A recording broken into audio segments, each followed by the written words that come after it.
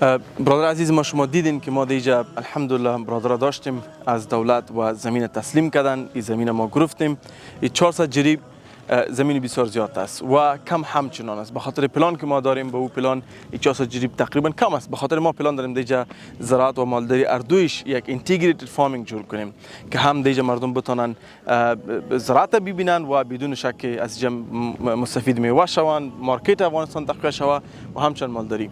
به همین جریان ان شاء الله ما پروسسینگ هم خواد داشتیم که مثلا شیر دیگه مسائل پروسس خواد کردیم. هر چیزی که جور کردیم میتونیم از او، اگه او چیز شد، اگه او دیگه چیزا شد، پنیر شد، هر چیز شد ان شاء الله او را به مارکت ما پیش خواد کردیم.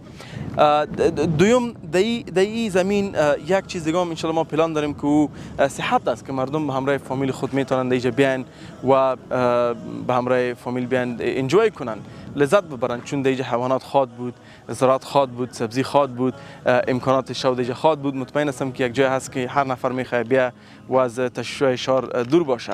به همین خاطر ما مشوره میدم کل برادرها که اگر میخواین سرمایه‌گذاری کنین در افغانستان، بهترین سرمایه‌گذاری فعلی در روزای فعلی و زراعت و مالداری است. به خاطر اینکه زمین ارزان است، آب ماشاءالله کافی زیاد داریم و کارمند هم ارزان است. مثلا با پیسه کم میتونی کارمندا رو بگیری و این پروگرام تا پیش ببری و ان شاء الله میتونی که نه فقط در افغانستان کدام تولیدات داری بفروشی، بلکه بیرون کشور همچنان. فقط استاندارد آیسو تطبیق کو و میتونی حتی اروپا روان کنی. ما کمپانی جوس پیور جوس مشناسم که در اروپا، در انگلستان، در دیگه جای جوس خود میفروشه و کمپانیش کجاست؟ در قندهار است. یعنی هر جای امکان داره. ما خودم در مارکت دیدیم پیور جوس ما خودم دیدیم. کمپانی کجاست؟ در قندهار است. از لغمان میکاشته میتونه، از بغلان میتونه شوا، از غزنی میتونه شوا.